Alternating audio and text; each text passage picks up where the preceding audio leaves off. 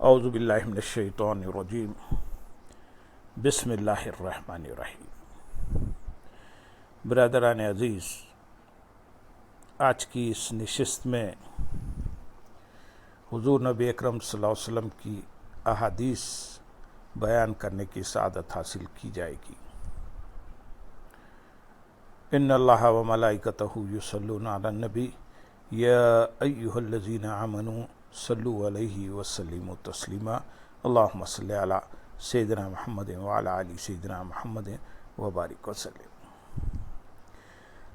سیدنا خبیثہ بن برما الاسدی رضی اللہ تعالیٰ عنہ بیان کرتے ہیں کہ میں نبی کریم صلی اللہ علیہ وسلم کے پاس تھا۔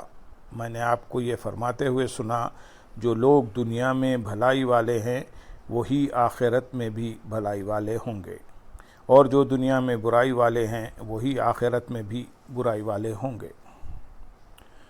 سیدنا حرملہ بن عبداللہ رضی اللہ تعالیٰ عنہ بیان کرتے ہیں کہ وہ گھر سے نکل کر نبی کریم صلی اللہ علیہ وسلم کی خدمت میں حاضر ہوئے، پھر آپ کے پاس ہی رہے یہاں تک کہ نبی کریم صلی اللہ علیہ وسلم نے ان کو پہچان لیا۔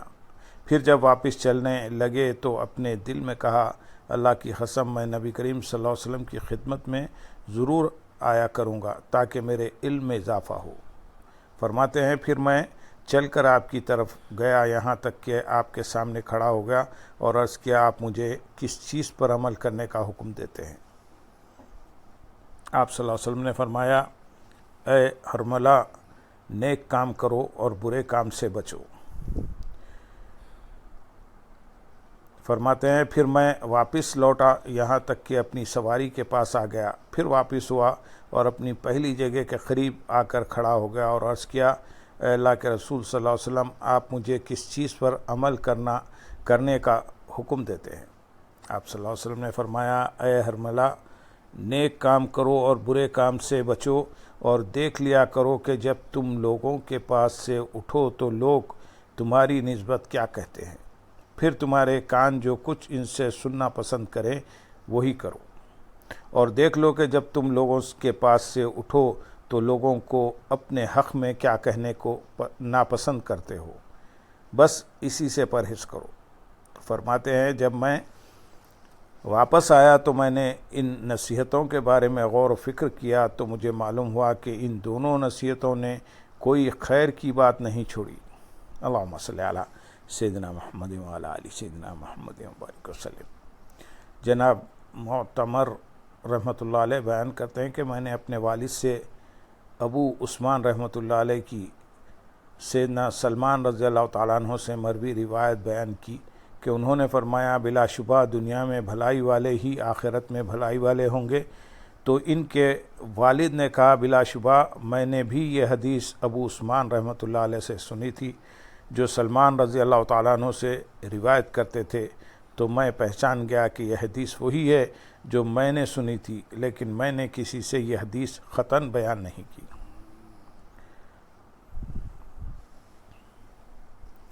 اللہم صلی علی سیدنا محمد وعلی آل سیدنا محمد وبارک وسلم۔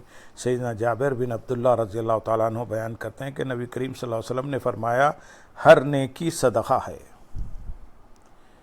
سیدنا موسیٰ رضی اللہ تعالیٰ عنہ بیان کرتے ہیں کہ نبی کریم صلی اللہ علیہ وسلم نے فرمایا، ہر مسلمان پر صدقہ لازم ہے۔ صحابہ نے عرض کیا، اگر کسی کے پاس صدقہ کرنے کے لیے کچھ نہ ہو تو؟ آپ صلی اللہ علیہ وسلم نے فرمایا، پھر اپنے دست بازو سے محنت کرے، خود بھی فائدہ اٹھائے اور صدقہ بھی کرے۔ صحابہ نے عرض کیا، اگر وہ اس کی طاقت نہ رکھے یا نہ کر سکے تو؟ آپ صلی اللہ علیہ وسلم نے فرمایا، پھر کسی پریشان حال محتاج کی مدد کر دے۔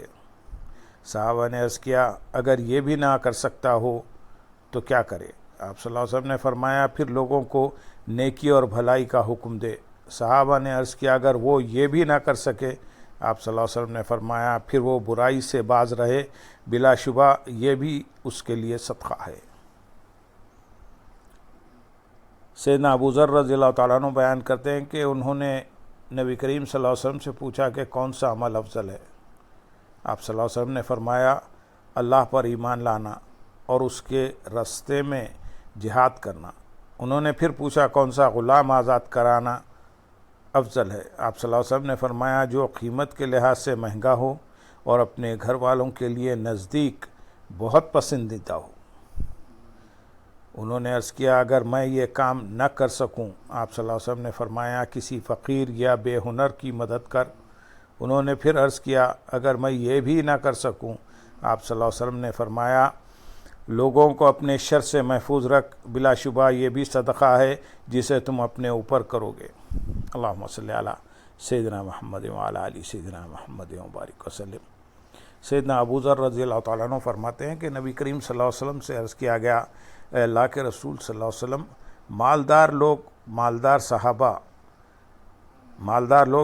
مالدار صحابہ بلند درجے لے گئے، وہ نماز پڑھتے ہیں جس طرح ہم نماز پڑھتے ہیں، وہ روزے رکھتے ہیں جس طرح ہم روزے رکھتے ہیں، اور وہ اپنا ضرورت سے زائد مال صدقہ کرتے ہیں۔ آپ صلی اللہ علیہ وسلم نے فرمایا کہ اللہ نے تم کو وہ چیز نہیں دی جس کا تم صدقہ کرو۔ یقیناً ہر تسبیح یعنی سبحان اللہ کہنا، وہ تحمید یعنی الحمدللہ کہنا صدقہ ہے۔ تم میں سے ہر ایک کا اپنی بیوی سے شہوت پوری کرنا بھی صدقہ ہے۔ عرض کیا گیا کہ اپنی شہوت پوری کرنے میں بھی صدقہ ہے؟ آپ صلی اللہ علیہ وسلم نے فرمایا اگر وہ حرام جگہ میں اپنی شہوت پوری کرتا تو کیا اس پر گناہ نہ ہوتا؟ اسی طرح اگر وہ حلال جگہ میں اپنی شہوت پوری کرتا ہے تو اس کے لیے اجر ہے۔ اللہم صلی علی سیدنا محمد وعلی آل سیدنا محمد وبارک وسلم۔ سیدنا ابو بردہ اسلمی رضی اللہ تعالیٰ عنہ بیان کرتے ہیں کہ میں نے عرض کیا اے اللہ کے رسول صلی اللہ علیہ وسلم مجھے کوئی ایسا عمل بتائیے جو مجھے جنت میں لے جائے۔ آپ صلی اللہ علیہ وسلم نے فرمایا لوگوں کے رستے سے تکلیف دہ چیز ہٹا دیا کرو۔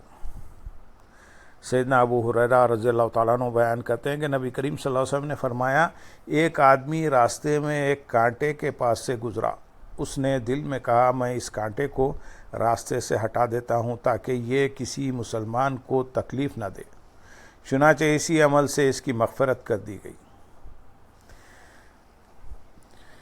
سیدنا ابو ذر رضی اللہ تعالیٰ عنہ بیان کرتے ہیں کہ رسول اللہ صلی اللہ علیہ وسلم نے فرمایا مجھ پر میری امت کے اعمال پیش کیے گئے، اس کی نیکیاں بھی اور اس کی برائیاں بھی۔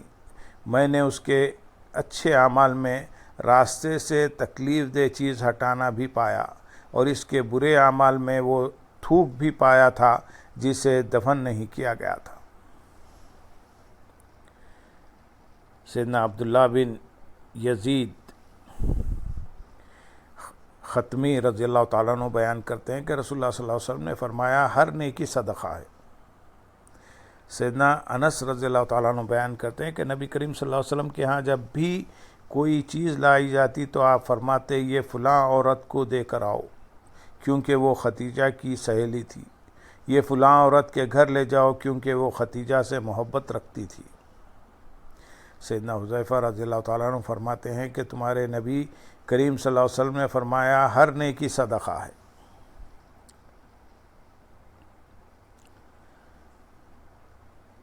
جناب عمرو بن ابی خرطہ کندی رحمۃ اللہ علیہ بیان کرتے ہیں کہ میرے والد نے سیدنا سلمان رضی اللہ تعالیٰ عنہ کو اپنی بہن سے نکاح کرنے کی پیشکش کی مگر انہوں نے انکار کر دیا۔ انہوں نے اپنی آزاد کردہ لونڈی سے نکاح کر لیا جس کا نام بقیرہ رحمۃ اللہ علیہ تھا۔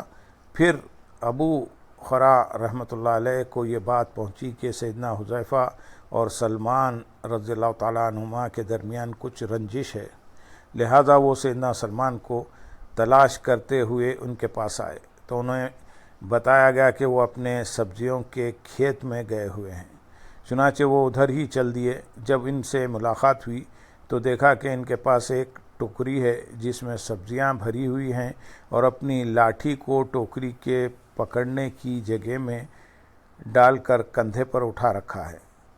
ابو خرطہ رحمۃ اللہ علیہ نے کہا اے ابو عبداللہ تمہارے اور حذیفہ رضی اللہ تعالیٰ عنہ کے درمیان کیا رنجش ہے؟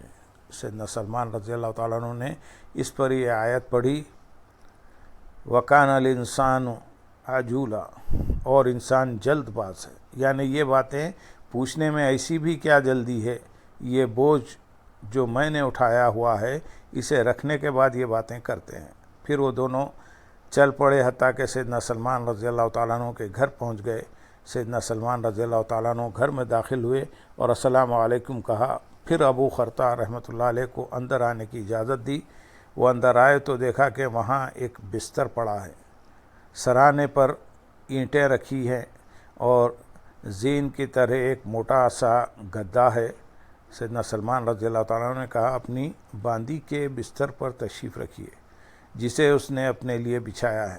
پھر باتیں شروع کر دی اور بتایا کہ حذیفہ رضی اللہ تعالیٰ عنہ ایسی باتیں بیان کر دیتے ہیں جنہیں رسول اللہ صلی اللہ علیہ وسلم لوگوں سے غصے کی حالت میں فرماتے تھے۔ لوگ میرے پاس آتے اور مجھ سے ان باتوں کے متعلق پوچھا جاتا تو میں کہتا حذیفہ رضی اللہ تعالیٰ عنہ جو کہتے ہیں وہی بہتر جانتے ہیں۔ مجھے یہ ناپسند تھا کہ میں لوگوں کے درمیان ان کے متعلق کینہ پیدا ہو۔ ایک دن حذیفہ رضی اللہ تعالیٰ عنہ کے پاس کوئی آدمی گیا اور عرض کیا کہ سلمان تمہاری باتوں کی نہ تصدیق کرتے ہیں اور نہ ہی تکذیب۔ چنانچہ حذیفہ رضی اللہ تعالیٰ عنہ میرے پاس آئے اور انہوں نے کہا اے سلمان بن ام سلمان، تمہیں میری تصدیق سے کیا چیز مانے ہیں؟ میں نے کہا اے حذیفہ ابن ام حذیفہ، تم باز آ جاؤ ورنہ میں تمہارے بارے میں سیدنا عمر رضی اللہ تعالیٰ عنہ کو لکھ دوں گا۔ جب میں نے انہیں عمر رضی اللہ تعالیٰ عنہ کا نام لے کر ڈرایا تو وہ مجھے چھوڑ کر چلے گئے۔ حقیقت یہ ہے کہ رسول اللہ صلی اللہ علیہ وسلم نے فرمایا ہے میں آدم کی اولاد میں سے ہوں، سو اپنی امت میں سے جس امتی پر میں لعنت کروں یا اسے برا بھلا کہوں جبکہ وہ اس کا حقدار نہ ہو تو اے اللہ اسے تو اس کے لیے رحمت بنا دے۔ اللہم صلی علی سیدنا محمد وعلی آل سیدنا محمد وبارک وسلم۔ سیدنا ابن عباس رضی اللہ تعالیٰ عنہ بیان کرتے ہیں کہ سیدنا عمر رضی اللہ تعالیٰ عنہ نے فرمایا میرے ساتھ ہماری قوم کی زمین کی طرف چلو۔ ہم باہر نکلے تو میں اور ابی بن کعب رضی اللہ تعالیٰ عنہ پچھلے لوگوں میں سے تھے۔ اتنے میں ایک بادل چڑھ آیا تو سیدنا ابی بن کعب رضی اللہ تعالیٰ عنہ نے کہا اے اللہ کی اذیت کو ہم سے پھیر دے، اے اللہ اس اذیت کو ہم سے پھیر دے۔ پھر ہم اگلے لوگوں سے جا ملے اور ان کے کجاوے بھیگ چکے تھے۔ انہوں نے کہا جو ہمیں پہنچا ہے تمہیں نہیں پہنچا۔ میں ابن عباس رضی اللہ تعالیٰ عنہ نے کہا بے شک ابی بن کعب رضی اللہ تعالیٰ عنہ نے اللہ تعالیٰ سے دعا کی تھی کہ اے اللہ اس کی اذیت کو ہم سے پھیر دے۔ سیدنا عمر رضی اللہ تعالیٰ عنہ نے فرمایا تم نے اپنے ساتھ ہمیں دعا میں شریک کیوں نہیں کیا؟ اللہم صلی علی سیدنا محمد وعلی آل سیدنا محمد وبارک وسلم۔ سیدنا علی رضی اللہ تعالیٰ عنہ بیان کرتے ہیں کہ نبی کریم صلی اللہ علیہ وسلم نے عبداللہ بن مسعود رضی اللہ تعالیٰ عنہ کو حکم دیا کہ وہ درخت پر چڑھ کر کوئی چیز لے کر آئیں۔ آپ صلی اللہ علیہ وسلم کے صحابہ نے سیدنا عبداللہ بن مسعود رضی اللہ تعالیٰ عنہ کی پنڈلیوں کی طرف دیکھا تو ان کی پنڈلیوں کے پتلا ہونے پر ہنسنے لگے۔ رسول اللہ صلی اللہ علیہ وسلم نے فرمایا تم ہنستے ہو، عبداللہ کی ٹانگ تو میزان میں قیامت کے دن احد پہاڑ سے بھی زیادہ بھاری ہوگی۔ سیدنا ابو ہریرہ رضی اللہ تعالیٰ عنہ فرماتے ہیں مومن اپنے بھائی کا آئینہ ہے، جب وہ اس میں کوئی عیب دیکھے تو اس کی اصلاح کر دے۔ سیدنا ابو ہریرہ رضی اللہ تعالیٰ عنہ بیان کرتے ہیں کہ نبی کریم صلی اللہ علیہ وسلم نے فرمایا مومن اپنے بھائی کا آئینہ ہے اور مومن کا بھائی ہے، اس کے نقصان کو اس سے روکتا ہے اور اس کی پیٹھ پیچھے اس کی حفاظت کرتا ہے۔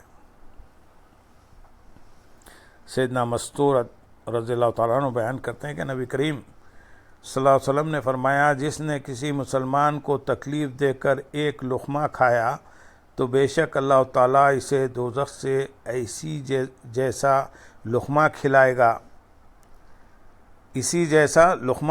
گا۔ ظلم اور زیادتی اور جو کسی مسلمان کا کپڑا پہنے تو بے شک اللہ تعالیٰ اسے دوزخ سے اسی طرح لباس پہنائے گا۔ جو کسی مسلمان آدمی کی وجہ سے ریا اور شہرت کے مقام پر کھڑا ہو تو بے شک اللہ تعالیٰ اسے قیامت کے دن ریا اور شہرت کے مقام پر کھڑا کرے گا۔ سیدنا عبداللہ بن صائب رحمۃ اللہ علیہ اپنے والد صائب رحمۃ اللہ علیہ سے اور وہ ان کے دادا یزید رحمۃ اللہ علیہ سے بیان کرتے ہیں کہ میں نے رسول اللہ صلی اللہ علیہ وسلم کو یہ فرماتے ہوئے سنا، تم میں سے کوئی بھی اپنے ساتھی کا سامان مذاق میں اٹھائے اور نہ سنجیدگی میں، اور جب تم میں سے کوئی اپنے ساتھی کی لاٹھی لے تو اسے چاہیے کہ اسے واپس کر دے۔ سیدنا ابو مسعود انصاری رضی اللہ تعالیٰ عنہ بیان کرتے ہیں کہ ایک آدمی نبی کریم صلی اللہ علیہ وسلم کی خدمت میں حاضر ہوا اور عرض کیا، میری سواری چلنے سے عاجز آ چکی ہے، لہذا آپ مجھے سواری عنایت فرمائیں۔ آپ صلی اللہ علیہ وسلم نے فرمایا، میرے پاس تو نہیں ہے، البتہ تو فلاں آدمی کے پاس جا، شاید وہ تیرے لیے سواری کا انتظام کر دے۔ چنانچہ وہ اس کے پاس گیا، اس نے اسے سواری دے دی۔ پھر وہ نبی کریم صلی اللہ علیہ وسلم کی خدمت میں آیا اور آپ کو خبر دی تو آپ صلی اللہ علیہ وسلم نے فرمایا، جو کسی کی خیر کی طرف رہنمائی کرے تو اس کے لیے بھی اس پر عمل کرنے والے کی مثل اجر ہے۔ سیدنا انس رضی اللہ تعالیٰ عنہ بیان کرتے ہیں کہ ایک یہودی عورت نبی کریم صلی اللہ علیہ وسلم کے پاس زہر آلود بکری کا گوشت لے کر آئی۔ آپ صلی اللہ علیہ وسلم نے اس میں سے کھا لیا۔ پھر اس عورت کو آپ کے پاس لایا گیا اور عرض کیا گیا، کیا ہم اسے قتل کر دیں؟ آپ صلی اللہ علیہ وسلم نے فرمایا، نہیں۔ سیدنا انس رضی اللہ تعالیٰ عنہ فرماتے ہیں، میں ہمیشہ اس زہر کا اثر رسول اللہ صلی اللہ علیہ وسلم کے کوے میں پہچانتا رہا۔ جناب وہب بن کیسان رحمۃ اللہ علیہ کہتے ہیں کہ میں نے سیدنا عبداللہ بن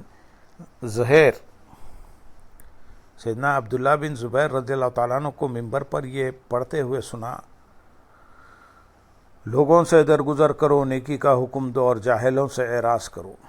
انہوں نے عبداللہ بن زبیر رضی اللہ تعالیٰ عنہ نے فرمایا، اللہ کی قسم، اللہ نے لوگوں کے اخلاق ہی سے ان چیزوں کو لینے کا حکم فرمایا ہے۔ اللہ کی قسم، میں جب تک ان کی صحبت میں رہا ضرور یہ ان سے لیتا رہوں گا۔